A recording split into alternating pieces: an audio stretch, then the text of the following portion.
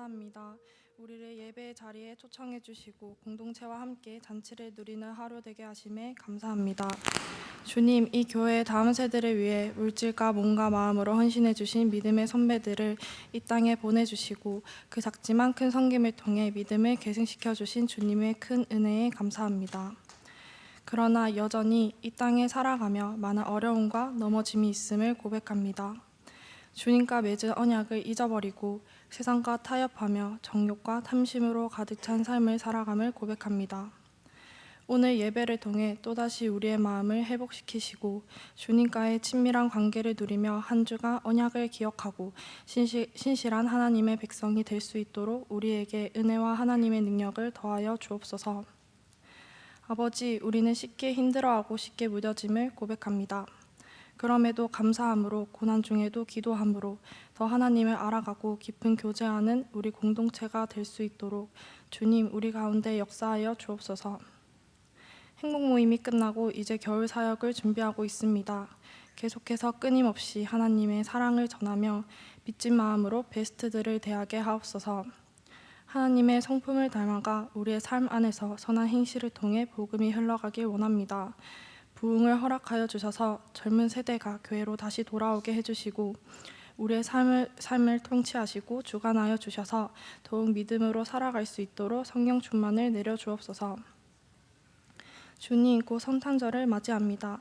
지금 이 땅에는 진정한 성탄절의 의미를 잊어버리고 쾌락과 즐거움만을 추구하는 타락한 성탄 문화가 만연한 세상 가운데 살고 있습니다. 이번 질량 하양 내에 교회들과 연합하여 하는 성탄절 플래시모 행사를 통해 타락한 세상 문화 가운데 성탄에 대한 진정한 의미를 전하고 교회의 따뜻함을 전하며 함께 이 성탄절의 잔치를 누리는 좋은 그리스도의 문화로 정착하게 하옵소서. 형제 교회로 파송하는 방종근 목사님과 그의 가족들을 기억하여 주시고 축복하여 주옵소서. 그 교회에 주님의 시선이 닿고 하나님 안에서의 다 같은 형제 자매로 서로를 위해 기도하며 진정한 하나님의 나라와 교회를 경험할 수 있도록 역사하여 주옵소서. 몸과 마음이 아프고 힘든 분들이 있습니다. 주님이 기억하여 주셔서 치료의 역사가 이루어지게 하옵소서.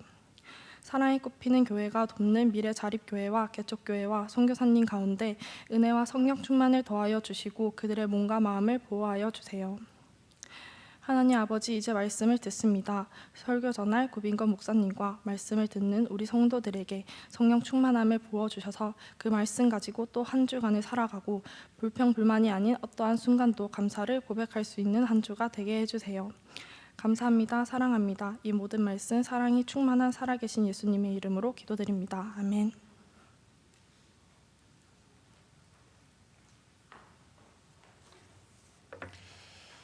네, 자리에서 일어나셔서 우리 십계명 교독하도록 하겠습니다. 하나님이 모든 말씀으로 말씀하여 이르시되 나는 너를 애굽 땅 종되었던 집에서 인도하여낸 내 하나님 여호와니라. 제1은 너는 나 외에는 다른 신들을 내게 두지 말라. 제2는 너를 위하여 새긴 우상을 만들지 말고 또 위로 하늘에 있는 것이나 아래로 땅에 있는 것이나 땅 아래 물속에 있는 것에 어떤 형상도 만들지 말며 그것들에게 절하지 말며 그것들을 섬기지 말라. 나 내 하나님 여호와는 질투하는 하나님인즉 나를 미워하는 자의 죄를 갚되 아버지로부터 아들에게로 3, 4대까지 이르게 하거니와 나를 사랑하고 내 계명을 지키는 자에게는 1000대까지 은혜를 베푸느니라. 제3은 너는 내 하나님 여호와 이름을 망령되게 부르지 말라. 여호와는 그 이름을 망령되게 부르는 자를 죄없다 하지 아니하리라. 제4는 안식일을 기억하여 거룩하게 지키라. 엿새 동안은 힘써 내 모든 일을 행할 것이나 일곱째 날은 내 하나님 여호와의 안식일인즉 너나 내 아들이나 내 딸이나 내 남종이나 내 여종이나 내 가축이나 내 문 안에 머무는 객이라도 아무 일도 하지 말라. 이는 엿새 동안에 나 여호와가 하늘과 땅과 바다와 그 가운데 모든 것을 만들고 일곱째 날에 쉬었음이라. 그러므로 나 여호와가 안식일을 복되게 하여 그날을 거룩하게 하였느니라. 제5는 내 부모를 공경하라. 그리하면 내 하나님 여호와가 내게 준 땅에서 내 생명이 길리라. 제6은 살인하지 말라. 제7은 간음하지 말라. 제8은 도둑질하지 말라. 제9는 내 이웃에 대하여 거짓 증거하지 말라. 제10은 내 이웃의 집을 탐내지 말라.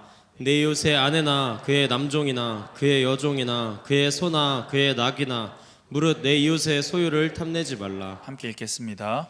예수께서 이르시되 내 마음을 다하고 목숨을 다하고 뜻을 다하여 주 너의 하나님을 사랑하라 하셨으니 이것이 크고 첫째 되는 계명이요 둘째도 이와 같으니 내 이웃을 내 자신같이 사랑하라 하셨으니 이 두 계명이 온 율법과 선지자의 강령이니라.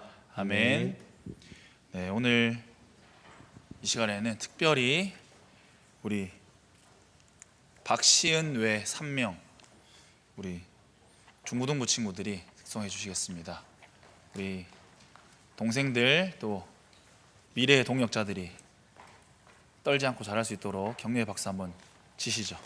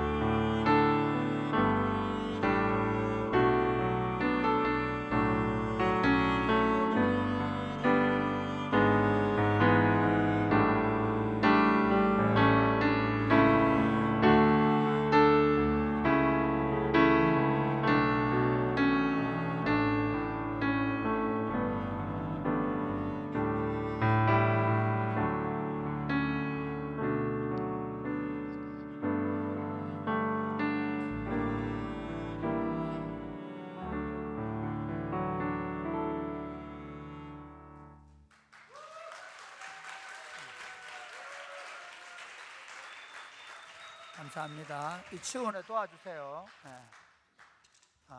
정말 우리 교회에서 방과후 학교 한 보람이 납니다. 네? 온유하고 시연이 수고 많았습니다. 네. 블루 너무 잘했다. 블루 누가 가르쳤노?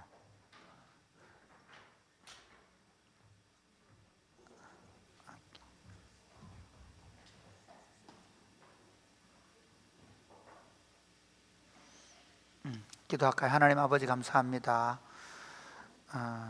우리가 주님의 날 하나님 앞에 나와서 예배하게 하시니 감사합니다. 이 시간에 하나님의 말씀을 펴고 이 말씀을 풀어 듣기를 원합니다.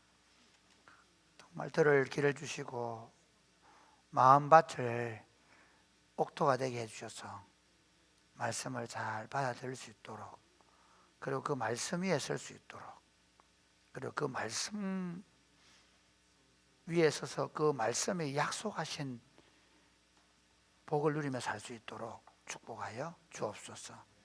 예수님 이름으로 기도드립니다. 아멘.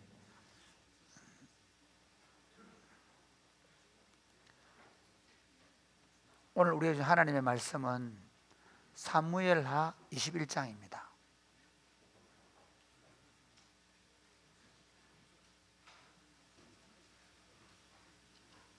사무엘하 21장 1절부터 22절 말씀을 하게 되는데요. 먼저 1절 말씀, 1절 말씀만 하나 보겠습니다. 1절 말씀. 자, 같이 한번 읽겠습니다. 시작. 다윗의 시대에 해를 거듭하여 3년 기근이 있으므로 다윗이 여호와 앞에 간구하매 여호와께서 이르시되 이는 사울과 피를 흘린 그의 집으로 말미암음이니 그가 기브온 사람을 죽였음이니라 하시니라. 아멘. 아멘. 오늘 22절까지 말씀을 이렇게 할 텐데요. 우리 시대 이번 주 화요일 많이 놀랬죠? 여러분 계엄령 들어보셨어요? 계엄이 뭐 하는 거라고 생각했어요, 여러분? 계엄이 뭐 하는 거라고 생각해요? 이 친구도 겁이 없네. 계엄령 우리는 그 계엄령이 이전에 그 1979년도에 있었던 거거든요. 갑자기 계엄령인데 저 영광의 군대에 휴가 나와 있는 이런 이상한 나라가. 계엄은 원래 군대 안정무장해 있어야 되는. 어쨌든 참 제가 보니까 이 나라 지도자들이 그 자신이 약속한 거에 대해서 자기가 뭘 약속했는지를 모르는 것 같아요. 국회의원도 그렇고 대통령도 그렇고. 대통령은 자기가 국가의 수반으로서 나라의 질서과 안녕을 지키고 백성들, 국민들의 복리를 정진하고 그게 매진할 것을 약속했잖아요. 아무리 어려워도 군대를 푼다는 건 말이 안 되는 얘기. 그럼 뭐 국회의원들은 괜찮냐? 그 사람들도 국회의원이 될 때 약속한 게 있잖아요. 그런데 예를 들면 이런 거죠. 하나 예를 들면 말이 안 되는 얘기가 되는 게, 자기들이 법을 만들잖아요. 그 법에 의해서 검사를 세워놓고 그 법에 의해서 판사를 세워놓잖아. 그럼 그 법에 의해서 검사가 조사를 해서 예를 들면 기소를 하고 재판을 하잖아. 자기한테 불리하면 그 검사 탄핵해버리는 거예요. 우리나라가 말이 안 되는 나라예요, 제가 볼 때는. 그걸 국민들이 뻔히 보고 있는 데서 해버리는 거죠. 그러면서 국민들은요, 지금 국민들이 아니라 우리 사회 전체가 자신들이 하는 약속에 대해서 그냥 휴지 조각처럼, 헌신짝처럼 버려요. 우리가 지금 여러분 세대의 생각은 내가 누구와 맺은 약속이 아니라 지금 얼마나 내가 이 약속을 지켜서 이익을 얻는가 아니면 손해를 보는가에 따라 쉽게 그 약속을 깨뜨려버리는 시대를 살고 있어요. 저는 여러분들이 그 연애할 때 절대로 눈에 이렇게 콩깍지가 씌어서 결혼하면 안 됩니다. 혜진이 믿음이한테 콩깍지 벗겨졌나?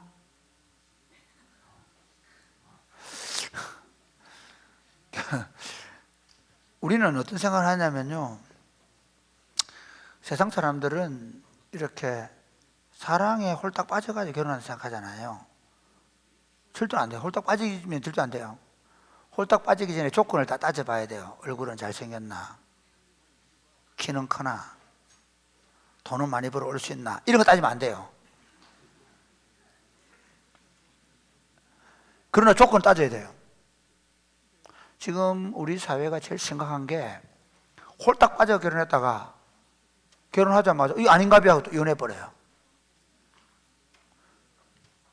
홀딱 빠지면 안 돼. 내가 이쪽을 보고 이렇게 일부러 구해주도 홀딱 빠지지 않았겠지. 이제부터 빠져들어가야 돼.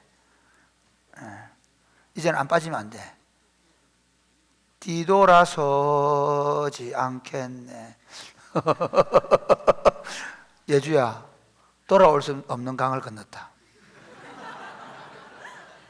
금호강이 그게 짧은 거리 같지만 이미 뒤돌아올 수 없는 강을 건넜다.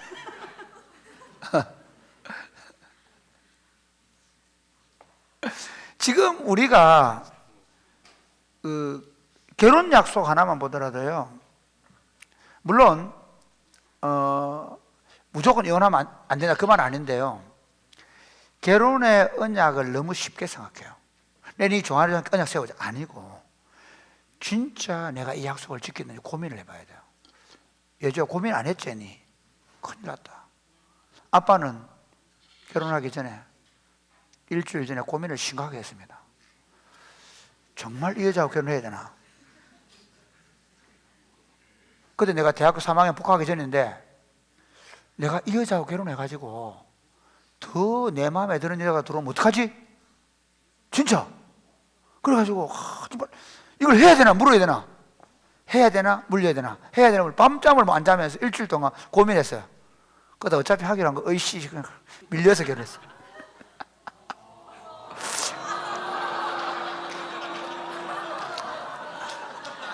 그래도 내 33년 살아. 지금 잘 살았어. 내가 사실은 내가 얼마나 갈라서고 싶었겠노. 진짜다.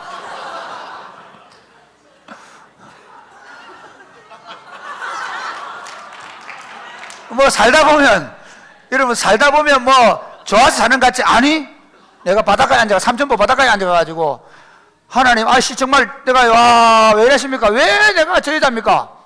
그랬더니 하나님이 뭐라냐면, 야 네가 해달라면서, 네가 해달라 했잖아. 네가 내 앞에 서야겠잖아. 집에 가. 그래 집에 왔습니다. 제가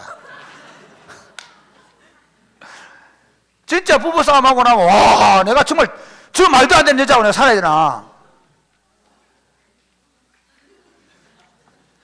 살아봐라.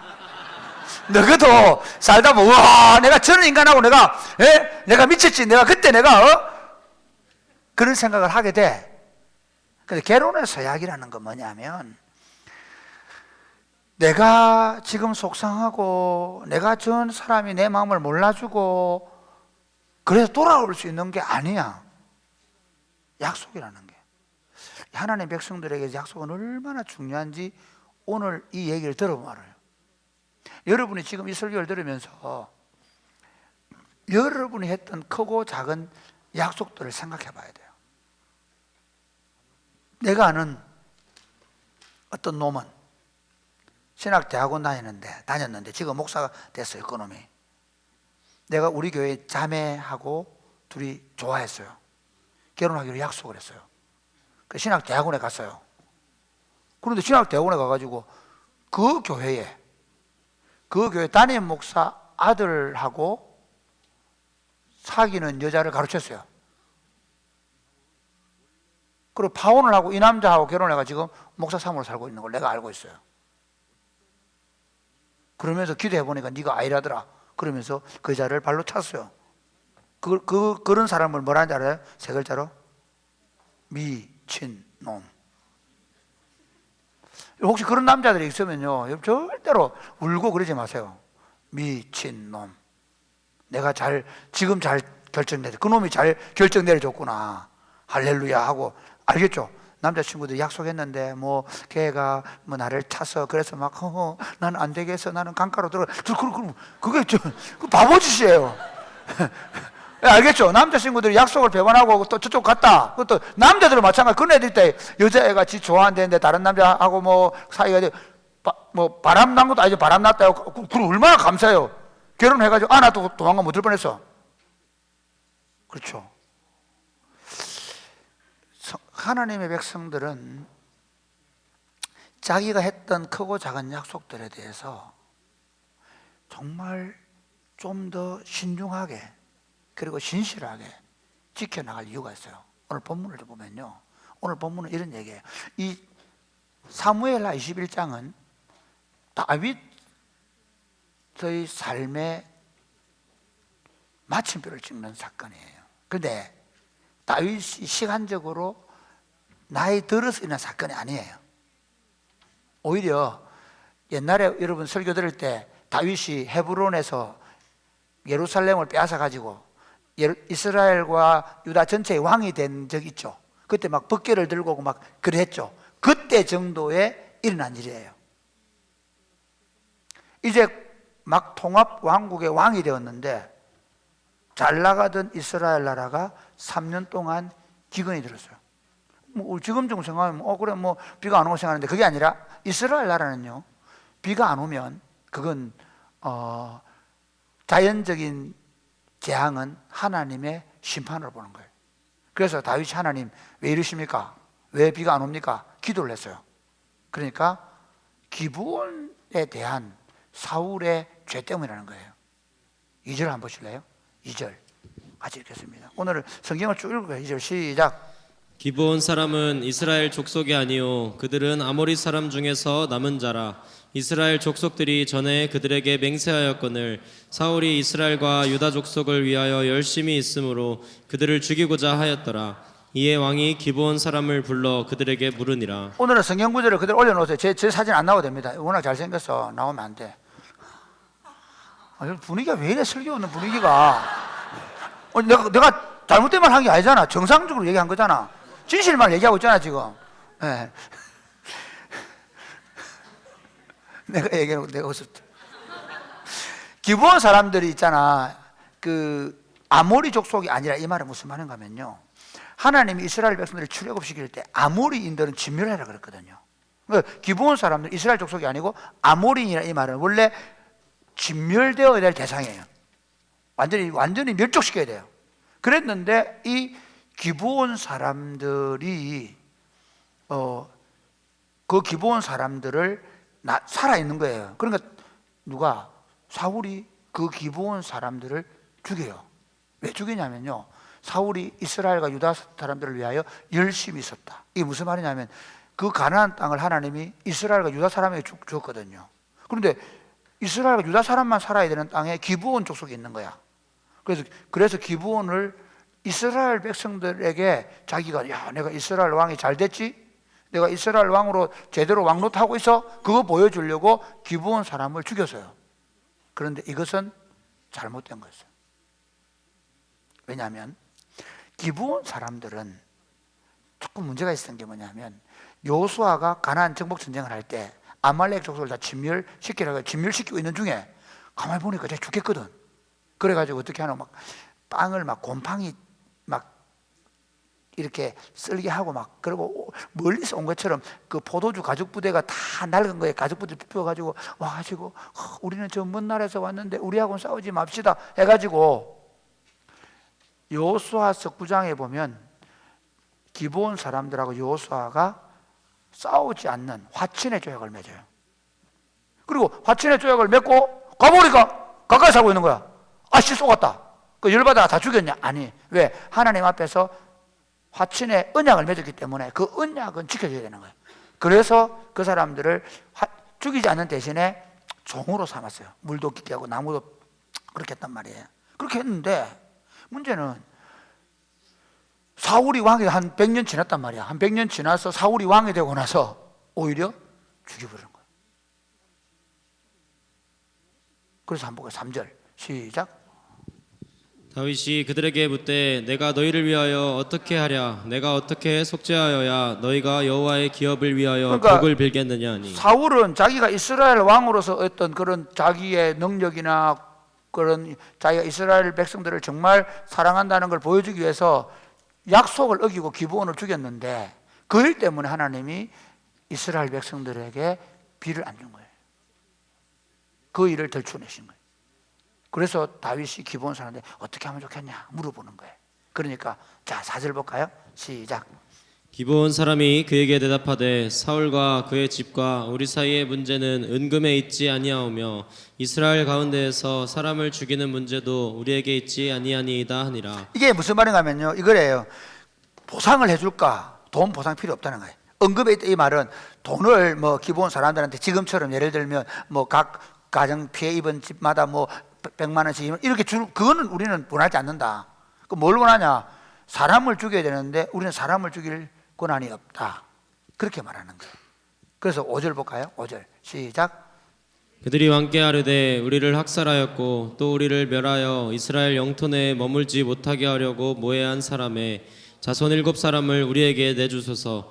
여호와께서 택하신 사울의 고을 기브야에서 우리가 그들을 여호와 앞에서 목매어 달겠나이다 하니 왕이 이르되 내가 내주리라 하니라.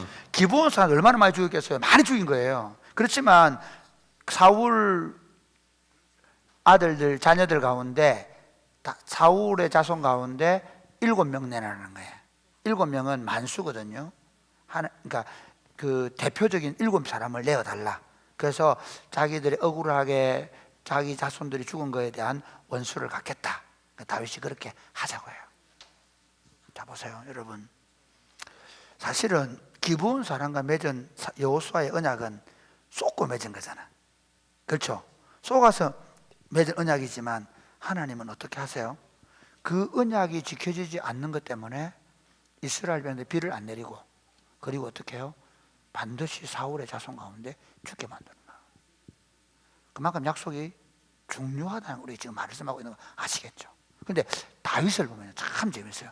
그 하나님의 약속을 지키지 않은 사울의 집에 심판을 행하면서도 다윗은 신실하게 약속을 지켜가요.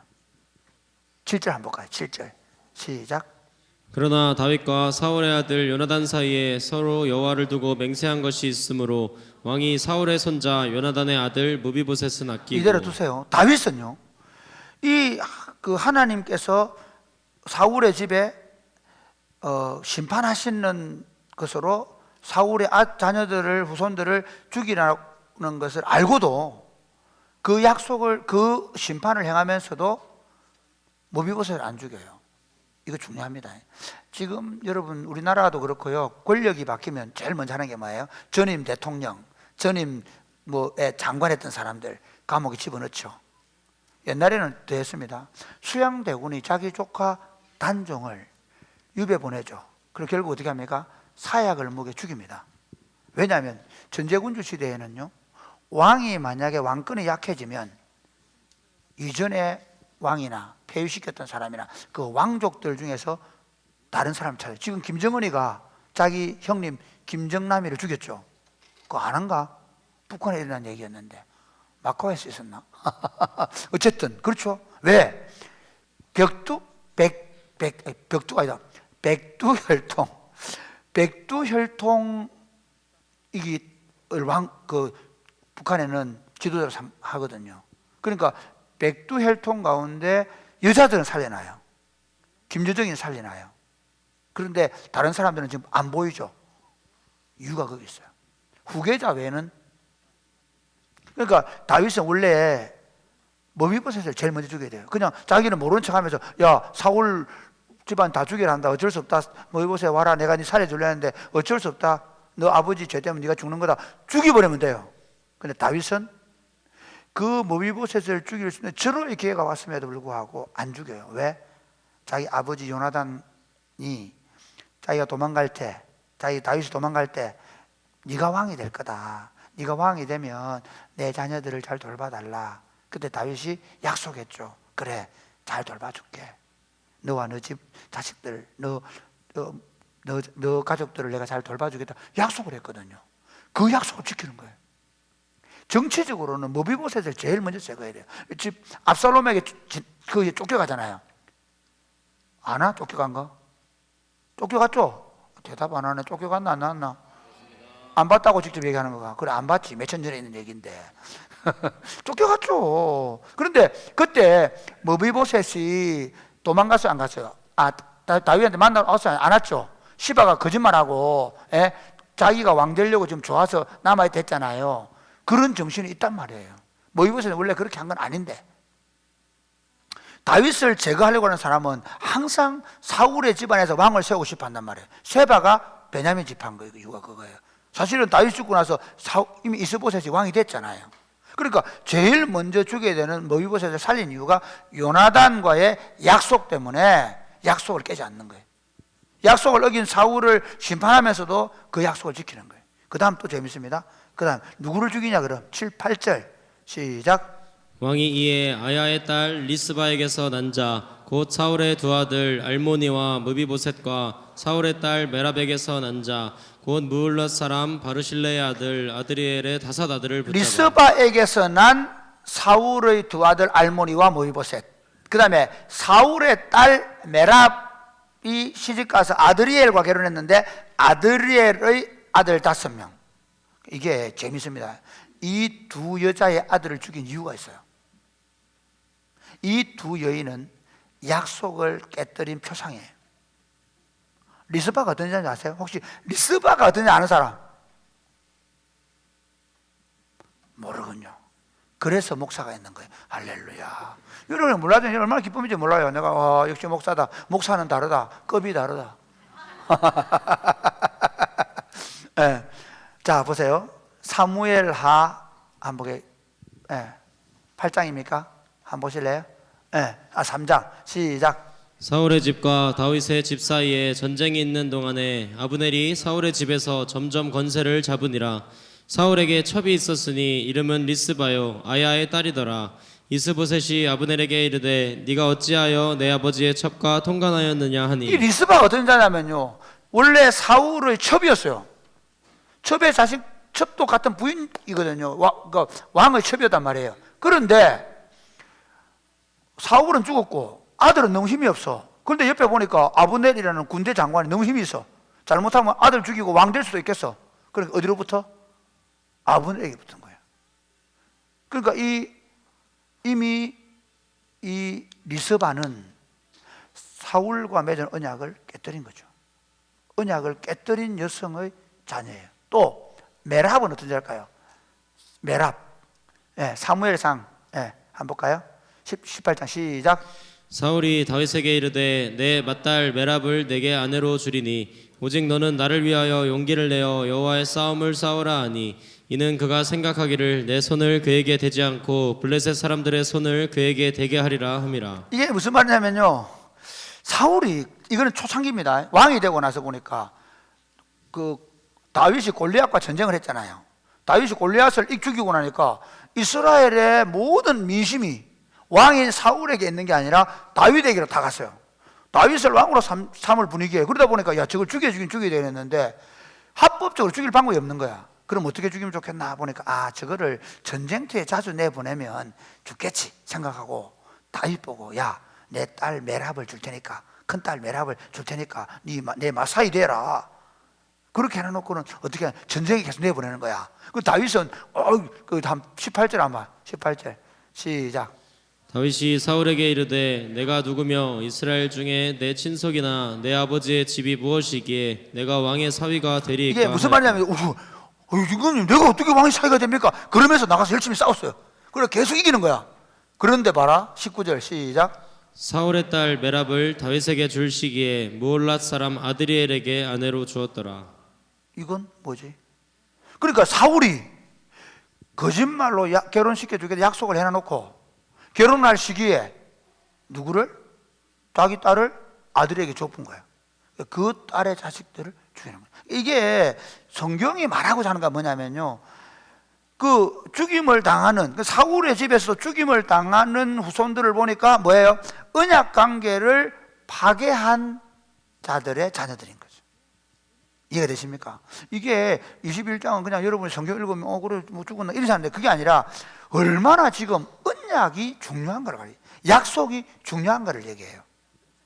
그런데도 다윗은 그 약속을 지키지 않은 자들을 심판하는 과정 가운데서도 뽑는 거죠. 아, 내가 모이봇에 안 주기 약속했으니까. 그런데 언약을 지키지 않은 이 사람들은 내주는 거예요. 그 다음에 다윗이요, 그 다음 더 합니다. 그렇게 죽고 나서 10절 시작. 아야의 딸 리스바가 굵은 배를 가져다가 자기를 위하여 바위 위에 펴고 곡식 빼기 시작할 때부터 하늘에서 비가 시체에 쏟아지기까지 그 시체의 낮에는 공중에 새가 앉지 못하게 하고 밤에는 들짐승이 범하지 못하게 한지라. 이에 아야의 딸 사울의 첩 리스바가 행한 일이 다윗에게 알려지매. 예, 무슨 리스바가 자기 자식이 죽었잖아. 아무리 그래도 엄마 마음이 얼마나 아프겠어요. 그러니까 어떻게 하냐면 밤마다 지키는 거야. 짐승들이나 새가 그 시체를 먹지 못하도록. 얼마나 처절해요. 얼마나 가슴 아파요. 다윗이 그 얘기를 듣고 어떻게 하는지 아세요? 12절부터 시작. 다윗이 가서 사울의 뼈와 그의 아들 요나단의 뼈를 길르앗 야베스 사람에게서 가져가니 이는 전에 블레셋 사람들이 사울을 길보아에서 죽여 블레셋 사람들이 벳산 거리에 매단 것을 그들이 가만히 가져온 것이라. 여러분, 지금 이때는 이 시기적으로 이 21장의 내용이 다윗의 인생의 말년이 아니라 그랬죠. 사울이 죽고 나서 얼마 뒤에요. 그러니까 사울이 죽고 나서 그 벳산 성벽에 못 박아놨는데 길르앗 사람들이 그 뼈를 가져다가 장례를 치러놨어요. 근데 그 장례는 조상들의 무덤에 들어간 게 아니거든요. 이스라엘 사람들은 조상들의 무덤으로 들어가야 돼요. 그래서 다윗이 어떻게 해주냐, 정중하게 사울과 그 아들 요나단의 뼈를 가지고, 그리고 이 지금 죽은 이 자녀들을 장례를 잘 치러서 기서, 자기 그 조상들의 묘실, 할아버지의 묘실에 자기 그 다윗 사울 아버지 기서거든요. 그 우리처럼 무덤이 이렇게 흙으로 파는 게 아니고요, 동굴을 파놔요. 동굴을 파놓고 여기는 할아버지 베드를 만들어놓고 여기 흙으로, 동굴 안에 가보면 이렇게 흙으로 깎아가지고 다 청청히 시체를 눕혀놓거든요. 그렇게 해서 가족 묘실에 장사를 잘 치러준 얘기. 다윗은 끝까지 어떻게 요나단에게 했던 약속을 지키기 위해서 신실한 걸 보여주죠. 이게 지금 그 사무엘하 21장에서 보여주는 거. 한쪽은 약속을 신실하게 지키지 않아서 가정의 자녀들이 죽는 것, 그리고 그 죽는 자녀들에게도 약속을 신실하게 지키지 않은 두 어머니의 자식들을 죽이는 걸 보여주는 거예요. 그런데 다윗은 보면요, 그 약속을 신실하게 지키지 않은 자들을 심판하는 과정에서도 요나단과 약속했던 약속대로 모이봇에서의 생명을 아끼고, 그리고 그 사울의 집에 자녀들이 그 심판을 받았지만 장례를 잘 치러주는 곳에서 약속을 신실하게 지켰더니 그 다음 볼까요? 그 다음 15절 시작. 블레셋 사람이 다시 이스라엘을 치거늘 다윗이 그의 부하들과 함께 내려가서 블레셋 사람과 싸우더니 다윗이 피곤함에 거인족의 아들 중에 무게가 300세겔 되는 노창을 들고 새 칼을 찬 이스비 브놉이 다윗을 죽이려 하므로. 예, 다윗이 막 전쟁하다가 이스비 브놉한테, 이스비 브놉 아닙니다. 그놈 아니고 이스비 브놉이 와가지고 다윗을 막 죽이려고 하는 거예요. 그때 어떤 일이 벌어졌어요? 17절 시작. 수레아의 아들 아비새가 다윗을 도와 그 블레셋 사람들을 쳐 죽이니 그때에 다윗의 추종자들이 그에게 맹세하여 이르되 왕은 다시 우리와 함께 전장에 나가지 마옵소서, 이스라엘의 등불이 꺼지지 말게 하옵소서. 그러니까 하니라. 다윗이 죽을 위기에 있었는데 그 죽이려고 하는 사람이 누구냐면 골리앗 족제. 골리앗은 거인이거든요. 그 거인족 아비새가 죽이게. 지금 이제 4명이 죽는데, 차례로 앞으로 남은 3명이 죽는데 다 블레셋 쪽에 그 거인족들을 죽이는 얘기 나와요. 왜 거인? 마지막 22절 읽어볼까요? 22절 시작. 이 네 사람 가드의 거인족의 소생이 다윗의 손과 그의 부하들의 손에 다 넘어졌더라. 왜 처음 다윗이 이스라엘 왕으로 공적으로 제일 먼저 한 게 뭐예요? 물론 수금 타서 악신을 쫓아내려 했고요. 그 다음에 적군과의 싸움에서 누가 골리앗을 쳐 죽인 거예요. 골리앗, 아직 군인이 되기 전에 골리앗 쳐 죽였잖아요. 근데 지금 다윗에게 있어서 마지막 다윗에게 결론이 뭐죠? 골리앗의 족속들을, 그러니까 거인족들을 다 죽인 거예요. 하나님의 약속을 신실하게 지키는 자에게 하나님이 천대까지 복을 주시겠다는 약속을 이루는 거예요. 그러면서 여러분, 우리가 지난 추수감사절 때 사무엘 22장 했죠. 지금 이게 21장과 연결되는 거예요.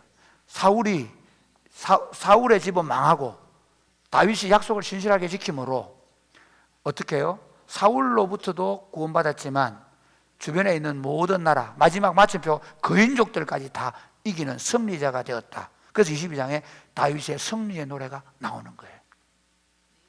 그러면 사무엘상은 어떤 관점에서 쓴 거예요? 언약을 어떻게 신실하게 지키느냐는 거예요. 여기서 이제 교훈을 한 10분만 얘기할 건데, 하나는 왜 우리는 이 약속, 언약을 소중하게 생각해야 되는가? 아까 제가 먼저 말씀드렸죠. 요즘에는 약속이 헌신작전으로 벌어져요. 그래야 안 그래요? 여러분 약속해놓고 잘 지켜요, 안 지켜요? 호성아 어디 있노? 약속 잘 지키나 안 지키나? 경택이 형하고 약속한 거 정확하게 말해라. 잘 지키나 안 지키나? 잘 지킨다고. 경태가 잘 지키나? 호성이가 이게 뭐야? 잘 지킨다 했는데 안 지킨다, 이게 말이지. 사실 요즘에는 약속 자체를 너무 쉽게 하고 쉽게 어겨버려요. 우리 남자친구 여자친구들 만나고 우리 둘이 절대로 헤어지지 말자 해놓고 조금만 이상한 일이 생기면 딱 헤어지고 깨지잖아요. 그렇죠? 약속을 진실하게 지키고 결혼하게 된 우리 예주나 배준이는 굉장히 훌륭한 겁니다. 그러나 지금부터 진짜, 그때는 약속한 거는 구두 약속이고 진짜 이제 약속이 진짜 약속이야. 결혼 서약. 왜 우리는 약속을 소중히 했냐면요, 하나님의 백성들하고 세상 백성들하고 완전히 다른 게 뭐냐면요, 하나님의 백성들은 이 약속의 백성들이에요. 하나님은 언약, 약속의 하나님이에요. 자, 성경을 뭐라 그러죠? 약, 신약. 이 약은 나으면 만병통치 약입니까? 아니죠. 이 약자가 무슨 약속이 약속. 이 약속은요, 하나님은 처음부터 우리와 약속을 맺는 질문이에요. 예를 들어 아브라함에게 약속을, 아브라함이 이렇게 약속하죠. 너는 본토와 친척과 아버지의 집을 떠나라. 그러면 내가 내게 지시할 땅으로 가라. 그러면 내가 너로 큰 민족을 이루게 해주겠다. 약속을 해요. 그리고 너 후손을 통해 천하 만민이 복을 받겠다. 약속을 해요. 그 약속을 맺을 때 창세기 15장에 이런 얘기 나와요. 약속을 맺는데요, 소를 잡고 양을 작게 만들어요. 탁 잡아가 각을 떠가지고 이렇게 두 쪽으로 딱 나눠놔요. 이 배를 갈라가 딱 나눠놔요. 왜 그렇게 하느냐면요, 원래 그 당시에는 약속을 할 때 반드시 짐승을 잡아 쪼개놔. 그리고 둘이 똑같은 동등한 사람끼리 약속을 하면 약속 도장 딱 찍고 나서 둘이 손을 잡고 그 짐승을 밟고 가. 밟고 가면 만약에 우리 둘 중에 약속을 안 지키면 이 짐승이 죽은 것처럼 쪼개진다. 그게 약속의 의미예요. 그 다음에 만약에 두 나라가 전쟁을 했거나 하면 약소국이, 강대국의 왕이 약소국의 왕 앞에 먼저 가! 그럼 강대국의 왕이 딱 보는 데서 약소국의 왕이 그걸 가야 돼. 만약에 네가 이 약속 안 지키면 너 죽는다, 그 말이에요. 그런데 재밌는 건요, 여러분 창세기 15장에 보면 정말 놀라운 게 뭐냐면, 하나님께서 내가 너로 인해 너를 하늘의 별처럼 바다의 모래처럼 너 후손을 많게 해주고 너 자손을 통해서 천하 만민이 복을 받겠다 약속을 해놔놓고 횃불이, 아브라함이 스스로 보고 있는데 횃불이 쫙 지나가요. 그 횃불이 하나님의 상징이에요. 하나님은 죽을 수 없는 분인데 자기 생명을 만큼 그 약속을 소중히, 내가 아브라함 너 약속 내가 안 지키면 내가 죽을게. 그게 그 약속이에요. 하나님, 아브라함, 내가 만약에 내 약속 안 지키면 내가 죽을게. 아브라함은 그 의미를 아는 거예요. 왜냐하면 그 당시 사람이니까 이해가 되겠죠. 아브라함은 와 이거 하나님이 내가 죽을게, 그 약속을 맺었어요. 그 하나님이 그 아브라함과 약속을 지키기 위해서 아브라함의 자손 예수 그리스도를 이 땅에 보내신 거예요. 예수 그리스도를 통해서 예수 그리스도가 십자가에 죽으시고 부활하시고 승천하시는 약속을 이루세요. 그 약속을 통해서 아브라함의 후손이 온 천하 만국에 이렇게 많아진 거예요. 그 약속을 이루기 위해서 예수님이 이 땅에 오셨고 십자가에 죽으심으로 약속을 이루신 거죠. 여러분, 성경은 그냥 주어진 책이 아니에요. 그러니까 하나님의 백성들은 이 약속의 민족입니다. 우리는 무슨 민족이라고요? 약속의 민족이에요. 우리 배달의 민족이 아닙니다. 우리 무슨 민족이라고요? 세범이? 약속의 민족이에요. 우리는 하나님의 백성들은요, 우리는 약속의 민족들입니다. 그러니까 여러분이 자 보세요. 우리는 얼마나 주 예수를 믿으라 그리하면 너와 내 집이 구원을 얻는다, 약속 때문에 예수를 믿는 거예요. 영접하는 자 곧 그 이름을 믿는 자 하나님의 자녀가 되는 권세를 주셨다는 약속을 우리가 믿고 하나님 자녀가 된 줄 믿으시길 바랍니다. 여러분 왜 기도하세요? 그냥 힘드니까 기도해야지. 아니에요. 아무것도 염려하지 말고 오직 모든 일에 기도와 간구로 너희 구할 것을 감사함 하나님께 아뢰라고. 그러면 내가 지각이 편한 하나님의 평강이 너희 마음과 생각을 지키겠다고. 환난 날에 나를 부르라 내가 너를 들으리니 네가 나를 영화롭게 할 것이라고 약속하셨기 때문에 저는 성경의 약속이, 때로 힘들고 어려울 때 저도 이번에 박 목사님 파송하는 과정에서 제가 기도를 얼마나 많이 하겠어요. 기도할 때마다 내 입을 넓게 열어 내가 채우리라. 우리 교회도 지금 어려운데 박 목사님 또 파송해가지고 도와줘야 되고, 그런데 하나님께서 내 입을 넓게 열어 내가 채우겠다. 제가 박 목사님 약속했거든요. 박 목사님이 신학대학원 갈 때 저하고 21년 6개월 있었잖아요. 이번에 장 목사님이 17년 8개월 만에 담임 목사로 나갔고, 우리 교회는 담임 목사 안 가면 못 가요. 안 가요.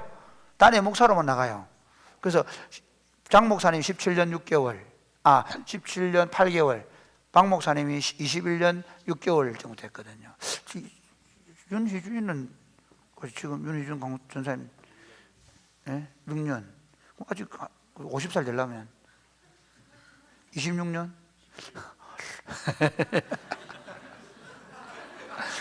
그 전에 가.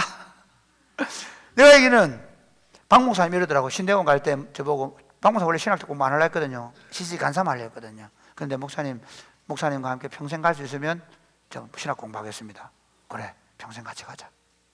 그렇게 신학 공부하고. 그래서 저는 신학 담임 목사로 보내면서 그냥 형제교회로 보내는 이유가 알겠죠. 평생 같이 갈 거예요. 도와줄 거예요. 같이 물질로만 도울 뿐만 아니라 같이 기도하고 그러고 잘할 수 있도록 끊임없이 도와줄 거예요.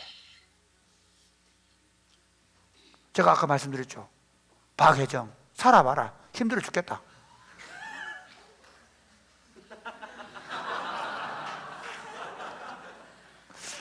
박혜정도 똑같이 얘기할 거다. 네가 한번 살아봐라 목사님하고. 나도 죽을 판이다 그렇게 얘기할 거예요. 인간은 죄인이기 때문에 힘들어 사는 게, 지금은 어젯밤 그러니까 하루 좋았지. 애주야 말도 마라. 진짜 배준이가 네가 나중에 얼마나 미울지 내가. 준이야 미안하다. 죄인 중에 괴수를 네한테 보내줘가지고. 인간은 여러분 진짜 본성으로 좋아서 살지 않는다. 약속했잖아. 그래서 참 내가 저 철없는 아내를, 내가 1살 어린 게 저렇게 차이 날 줄 몰랐다. 그럼에도 불구하고 하나님의 백성들은 이 약속의 공동체 안에 들어왔기 때문에 약속을 신실하게 지키도록 부름받은 거예요. 할렐루야. 여러분 요즘 시대가 참 약속을 쉽게 생각하는데 절대로. 그러면 어떻게 해? 두 번째. 그럼 우리는 약속에 어떤 태도로 가야 되냐? 첫 번째 1번 시작. 신중하게 해야 합니다. 네, 여러분 신중하게 됩니다. 여학생들 보고 아무나 좋아하지 마라. 남자친구들 그냥 막 아우 쟤 좋았다 그래도 6개월 있다가 또 쟤얘 좋았다 왔다 갔다 하다가 결혼도 못 하고 정신없이 다니는 친구들 많이 있대. 결혼을 하나 예를 들면 결혼을 하기 전에 꼼꼼히 따져봐라. 키로가 1m 65 되는가? 직장은 얼마나 좋은가? 그런 거 말고 그런 거 하면 안 되고 이 친구가 얼마나 하나님 앞에 신실하게 살아가는가? 이 친구가 어떤 어려움에서도 잘 인내할 수 있는가? 이 친구가 남자로서 자기가 말한 것에 대해서 언제나 자기 약속을 지키려고 노력하는가? 봐야 된대. 조건 안 맞으면 지금이라도 깨져라. 내가 보는 많은 여자들 가운데 기도원 가서 홀딱 반해가 만나가지고 죽을 고생하는 여자들 많이 봤다. 무슨 말이냐면 진짜 이 사람과 내가 평생 마음이 바뀌지 않을 각오가 돼야 결혼하는 거야. 그냥 좀 좋아해보다가 안 되면 또 돌아서고 그런 거 없어. 뒤돌아서지 않겠네. 예주 알겠지? 못 돌아온다 이제. 금호강 폭발할지 모르다 내가 온 다음에.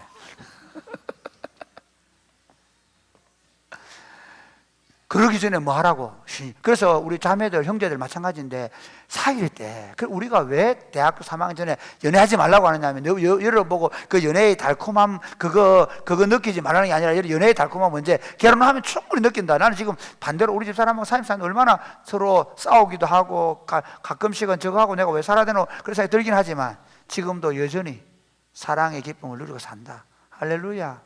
나는 다른 애를 쳐다본 적도 없다. 나는 우리 집 사람이 세상에 제일 예쁘게 보이려고 굉장히 노력한다. 안 보이면 주스를 내온다. 하나님 제일 예쁘게 보이게 주시옵소서. 제일 안 예쁘면 억울합니다. 제가 신중해야 된다. 약속에 대해서 여러분이 교회에 여러분 세례하죠. 여러분이 예를 들어서 집사 서약하죠.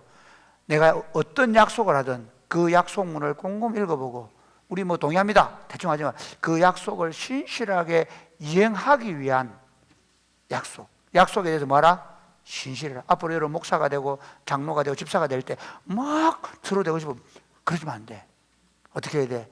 내가 진짜 이거 집사 되면 이 약속 지킬 수 있는가? 목사 되면 이 약속 지킬 수 있는가? 그거 꼼꼼히 읽어보고 약속해. 두 번째, 그래서 어떤 태도로 약속을 지켜야 되냐? 신실해. 저는 예수 믿는 사람의 실력과 능력, 영성 딱 하나로 봐요. 신실한가? 그 사람 말하면 말하는 대로 하는가? 냄비신앙이 와 타오르다가 어느 날 불처럼 쟤처럼 슉 꺼져 있어. 하나님의 사람을 딱 한마디로 말하면 신실한 사람. 오래 참고 힘들겠는데, 그래 대통령이 힘들지. 아니 정말 내가 윤석열 대통령 힘들겠다. 정말 생각해봐라. 감사원장 탄핵시켜버리지. 검사들 다 탄핵시켜버리지. 예산안 경찰 뭐 특활비 영원, 검찰 특활비 영원, 청와대 뭐 그런 비서실 영원. 미친놈들이야 그놈. 내가 볼 때 민주당 놈들도 미친놈들이야. 진짜 말이 돼? 말이 안 되는 거야. 여러분 한쪽으로 너무 서지 마라. 지금 진짜 다 미친놈들이야. 국회의원 놈들이 정신이 없는 놈들이야. 대통령 진짜 할 게 없어. 대통령이 할 때마다 다 걸어버려. 마누라 몇십 년이 한 것 때문에 내가 탄핵하겠다고 난리를 피워. 특검 내줘 보지 그냥. 그래도 대통령은 그러면 안 돼. 내가 국가를 보유하고 국민들의 생명 안전 지키겠다고 서약한 대통령이 서약했다면 약속했다면 계엄령 선포하면 안 돼. 마찬가지. 인생이라는 게 뭐 마음대로 되는 줄 알아요? 여러분이 인생을 살아가는데 아내와 결혼할 때 내가 막 어제 준이 막 야! 그러더라고. 기쁠 때나 슬플 때나 병들거나 가난하거나 끝까지 내가 잘하겠다. 그 말은 쉽지. 해봐라. 조금만 삐져봐라. 열받아 죽는다. 하루만 삐지고 말 안 해봐라. 그냥 이걸 확 하늘 깨버려. 그런 생각이 든단 말이야. 힘들어. 거기다가 마누라만 그러나 아들을 또까지 다 겹쳐가지고 아빠는 뭐 인생살이가 약속을 지키기에 녹록한 법이 없어요. 예수 믿는 믿음으로 왜 그래서 기독교에서 순교자들이 제일 하나님이 기뻐하시는 자들이거든. 그 순교자 그러면 이슬람 순교자들 어떻게 폭탄 짊어지고 막 폭탄 배에 메고 막 그래가지고 팍 뛰어들잖아. 그래 팍 죽잖아 이제. 예? 그렇지. 그걸 이슬람 기독교는 그거 아니야. 기독교인들 절대 그러면 안 돼. 기독교의 순교는 뭐냐면 하나님의 약속을 지키기 위해서 내 목숨을 내놓으라면 내놓는 거야. 하나님의 약속의 말씀을 지키기 위해서 내 목숨을 내놓으라면 기꺼이 내 목숨과 약속을 바꾸는 거예요. 기독교인들은 자기 목숨과 약속을 바꿀 만큼 약속을 소중하게 생각하고 신실하게 지켜내는 겁니다. 할렐루야. 그러면 이게 오늘 이제 마지막 결론이 아까 그 골리앗의 후손들 4명 죽인 거 얘기하잖아요. 그게 다윗이 받은 복인데요. 약속을 세 번째 시작. 우리가 언약에 신실할 때 하나님은 우리를 어떻게 대하십니까? 여러분, 제가 말씀드렸죠. 제가 살면서 제 아내나 제 자녀들 때문에 때로는 실망할 때도 많죠. 때로는 내가 아버지로서 짐이 너무 무거울 때도 있어요. 교회 목사로 가끔씩은 내가 36살 때 왔는데요. 36살 담임 목사 왔어요. 오늘이 23년 차 첫 번째 주일이에요. 예주를 시집 보낸 게 22년 마지막으로 땡처리했어. 땡처리. 그건 내가 알고는 아닌데 하나님께서 기적적으로 내가 결혼시키고 나니까 와, 우리 예주까지 데리고 왔거든. 우리 예원의 예인이 여기서 있은 거잖아요. 여기서 난 거죠. 근데 예주까지 딱 하나님 23년 걸리고 마지막 날 딱 결혼시키고 그 다음에 오늘 마지막 첫째 주 시작하면서 형제교를 분립하게 하고 형제교를 개척하게. 제가 너무 행복해요. 근데 그 과정에서 여러분 몰라서 그렇죠. 담임 목사 왔는데 뭐 다 내보다 어른들이 나이도 많은데 자기들끼리 맨날 싸우고 내 괴롭히고 힘들게. 정말 내가 이놈의 교회 아니면 없나 하고 내가 도망가고 싶을 때 얼마나 많은지 모르겠어요. 그런데 그때마다 제가 하나님, 제가 목사로 이 성도들을 사랑하기 약속했습니다. 이들을 사랑할 마음을 기도하는 거죠. 여러분이 불리하고 어렵고 힘들어도 그 약속을 진실하게 지키길 때 하나님 어떻게 하시느냐? 10편 1편에 보면 복 있는 사람은 악인들의 길을 따르지 않고 죄인들의 길에 서지 않고 오만한 자들의 자리에 앉지 아니하고. 이 말이 무슨 말이냐면요, 막 옆에서 얘기해요. 야, 그러면 안 된다. 그냥 네 마음대로 살아라. 네 하고 싶은 대로 해라. 야, 그 약속 지킬 필요 없다. 다른 애들 다 그렇게 산다. 텔레비전에서 친구들에게서 다 보고 있잖아. 그런데 복 있는 사람은 무슨 사람이냐면요, 오직 여호와의 율법을 즐거워해 그 율법을 죄로 묵상한다. 이게 무슨 말이냐면요, 하나님의 약속의 말씀을 중얼중얼 잘 외우면서 그 약속한 것을 지켜내는 거예요. 내 부모를 공경하라. 예, 제가 내 부모를 공경하겠습니다. 예, 거짓말 하지 마라. 예, 안 하겠습니다. 거짓 증거하지 마라. 예, 안 하겠습니다. 도둑질하지 마라. 안 하겠습니다. 계속 그 하나님의 여러분 십계명을 왜 이렇게 하는 줄 아세요? 그게 하나님과 우리가 맺은 약속이에요. 내가 그렇게 안 살겠습니다. 그 약속대로 사는 자들에게 3절 말씀, 3절 시작. 그는 시냇가에 심은 나무가 철을 따라 열매를 맺으며 그 잎사귀가 마르지 아니함 같으니 그가 하는 모든 일이 다 형통하리로다. 악인들은 그렇지 않으면 오직 바람이 나는 기어와 같도다. 그러면서 그 악인의 심판을 견디지 못한다고 해요. 결론입니다. 참 인생 짧기도 해요. 인생이 길기도 합니다. 요즘 젊은이들이요, 그냥 인생 대충 살면 될 것은 아닙니다. 여러분이 하나님의 약속을 함부로 생각하고 자기 마음대로 살다 보면요, 20대 때는 비슷해요. 30대부터 이상하게 기울어가요. 40대, 50대 되면서 망가진 인생들 얼마나 많은지 몰라요. 수습이 안 돼요. 가족이 수습이 안 돼요. 자녀가 수습이 안 돼요. 나중에 50대 넘어갔는데 정말 인생이 피폐해지는 사람이 얼마나 많은지 몰라요. 감사하게 제가 하나님과 약속을 아내와 수십 번 헤어지고 싶었지만 그 약속을 진실하게 지키고 기도할 때마다 하나님, 저 여자가 세상에 제일 예쁘게 보이지 않으면 안 됩니다. 기도하면서 살아왔더니 감사하게도 우리 예원이가 그러더라고요. 아빠, 우리 가족이 몇 명인 줄 알아? 15명이 됐다는 거야. 58에 이 정도 성공하기 어렵습니다. 물론 이런 저 아랍 같은 데 가면 그런 일이 생기겠지만 그 다음, 여러분 어렵고 힘들었지만 23년 동안 목회하면서 참 때로는 유혹이 많았죠. 주변에 더 큰 교회들이 유혹하기도 하고요. 그렇지만 내가 이 사람들과 맺은 언약을 한 사람이라 기억하는 사람이 있다면 이 약속을 지켜내기로 열심히 살아왔어요. 제가 간증하는 겁니다. 사랑이 꽃피우는 교회, 정말 여러분 여기 시골에 앉아있고 예배당 이러니까 이런 것 같죠? 아닙니다. 사랑이 꽃피우는 교회 같은 교회는 한국에는 거의 없습니다. 약속 말할 수 있으면 사랑이 꽃피우는 교회처럼 건강하고 좋은 교회. 그래서 제가 가면요, 사람들이 다들 사랑이 꽃피우는 교회 그러면 너무 좋아합니다. 혹시 사랑이 꽃피우는 교회 같은 보였나요? 근데 제가 처음 올 때 이 교회는 너무 피폐했습니다. 이 교회는 갈등과 분열이 너무 심했어요. 사건 사고가 너무 많았어요. 지금 여러분이 하루하루 사는 데는 약속을 신실하게 지키나 안 지키나 별 차이 안 나요. 내 마음대로 내 하고 싶은 대로 살거나 아니면 아무도 몰라주는데 불구하고 그 약속을 붙잡고 사나 차이가 안 나요. 근데 놀랍게도 여러분의 인생의 열매는 전혀 다른 거예요. 썬 열매를 먹을 수 있고요. 오늘 시냇가의 시문나무처럼 늘 푸르고 열매를 맺는, 여러분이 저 나이 40이 되고 50이 되었을 때 하나님이 말할 수 없는, 사울의 집은 망하게 하시고 다윗의 집은 복을 주시는 것처럼, 그게 여러분을 향한 하나님의 계획입니다. 무엇을 선택하겠습니까? 그냥 나 마음 가는 대로 하고 싶은 대로 살겠습니까?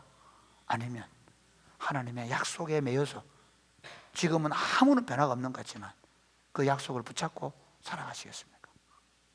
바라기는 여러분이 좀 더 신실해지면 좋겠습니다. 여러분들이 하나님과 약속, 교회와의 약속, 그리고 친구와의 약속, 아내와의 약속, 여자친구, 남자친구와의 약속, 그 작은 약속들 하나하나에 신실했으면 좋겠습니다. 그렇게 해서 하나님이 복 주시는 참 복스러운 인생이 되시기를 주님의 이름 축복합니다. 아멘. 찬양합시다.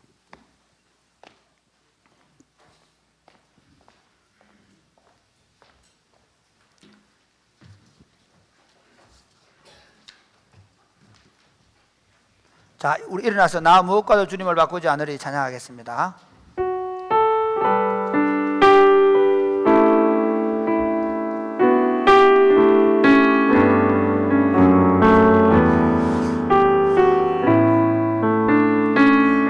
나 무엇과도 주님을 바꾸지 않으리. 나 무엇과도 주님을 바꾸지 않으리. 다른 어떤 은혜, 다른 어떤 은혜 구하지 않으리. 오직 주님만이 내 삶에, 주님만이 내 삶의 도움이시니 주의 얼굴 보기 원합니다.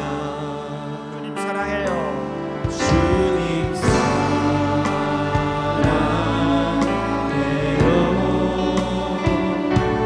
온 마음과 정성 다해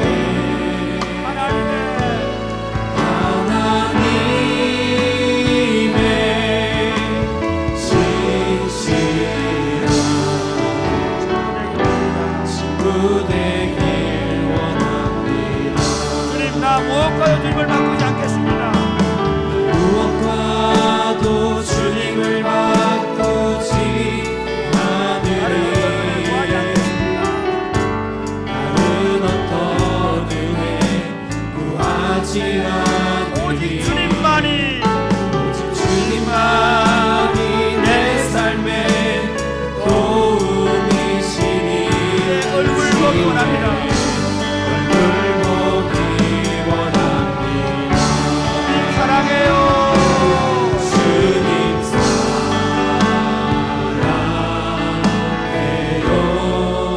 온 마음과 온 마음과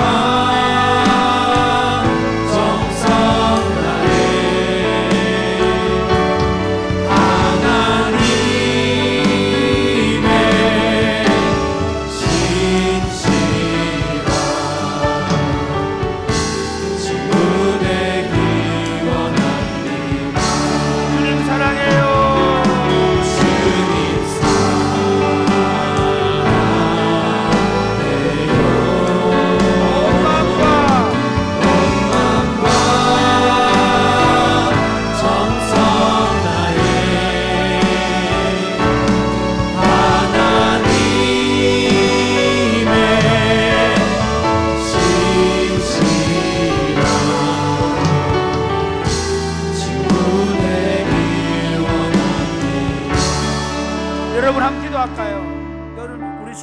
약속 자체를 그냥 너무 쉽게 파괴해버려요. 약속이 중심이 아니라 자기가 중심이에요. 내 마음에 들면 지키고 내 마음에 안 들면 안 지켜요. 자기 이해관계, 자기 유익에 따라 모든 게 결정되는 사회입니다. 하나님 저를 언약의 자손으로 불러주셨사오니 약속에 신실하게 하여 주옵소서. 아멘. 하나님과의 약속, 교회 공동체와의 약속, 남편과 아내 또는 친구들과의 약속, 이 약속을 소중하게 생각하고 언약의 신실한 자로 살아내므로 언약의 신실하신 하나님의 복이 우리 삶에 넘치게 해달라. 우리 한번 다 같이 기도하겠습니다. 주여 아버지,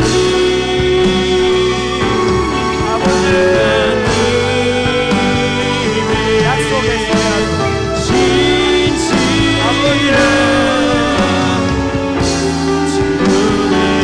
하나님의 언약을 신실하게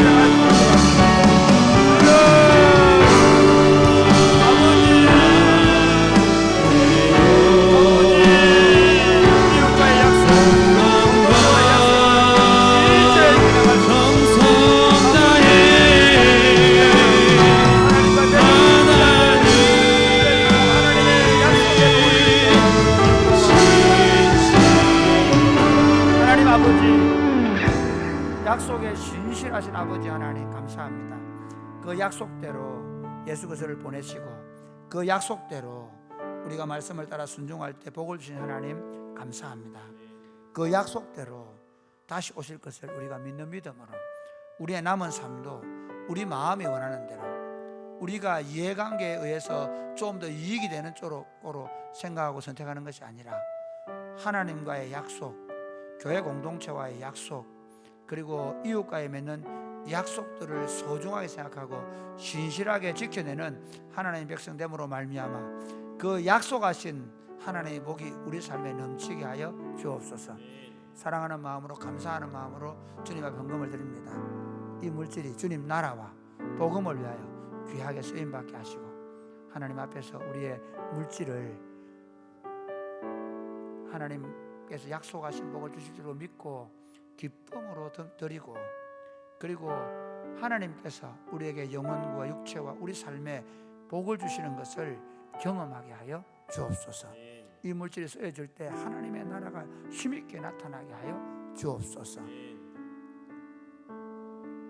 예수님 이름으로 드립니다. 아멘. 주의 복을 받겠습니다. 주 예수 그리스도의 은혜와 하나님 아버지의 크신 사랑과 성령님의 교통하심이 사랑하는 주의 백성들과 자녀들 위해 이제로부터 영원토록 함께 있을지어다. 아멘.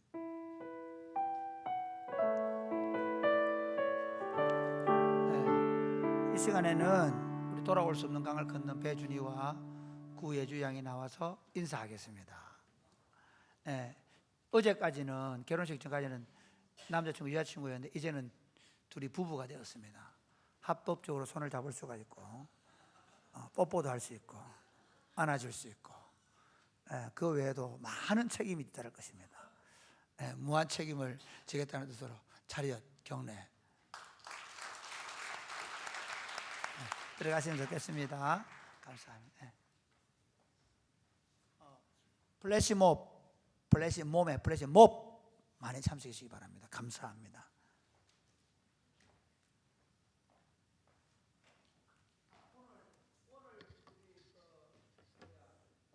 파송 예배에 다 참석해 주세요. 바쁘지 않으면. 네, 광고의 말씀드리겠습니다. 첫 번째 광고가 형제교회 파송 예배 오늘 오후 3시에 있습니다. 25분 뒤네요. 그래서 광고 들으시면서 자리를 이렇게 좀 옮겨서 앉아 주시죠. 이 두 번째 분단 하나, 둘, 셋, 넷 그러니까 이찬영 근호 있는 자리까지 정도 비우고 나머지는 이 1, 2, 3, 4 최대한 앞쪽으로 당겨서 앉아 주시면 되겠습니다. 이쪽도 옮겨 주시죠. 먼저 광고는 대충 들으시면 됩니다.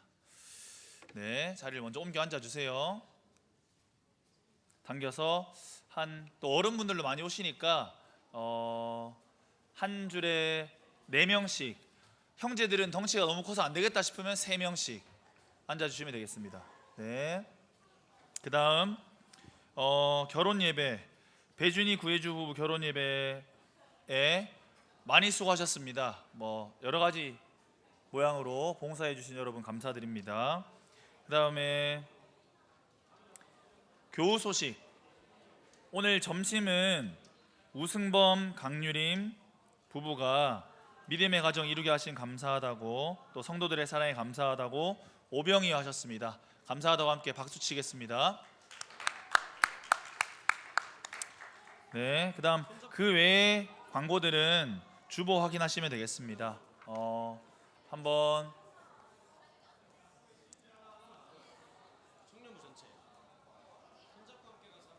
네. 앉아 주시면서 우리 보자. 생일자 있으신가요? 생일자 없으시고. 정은이 생일 아니야? 변정은? 안 왔구나. 또 생일 있으신가요? 권요엘 생일이었나요? 아직 아니야? 네, 아직 아니고. 네. 그러면 우리 영광이 첫 휴가 나왔는데 박수 한번 쳐주시죠. 네. 뭐 시간이 많이 없는 관계로 이것으로 3부 예배를 마치도록 하겠습니다. 이상입니다. 저희 특송 연습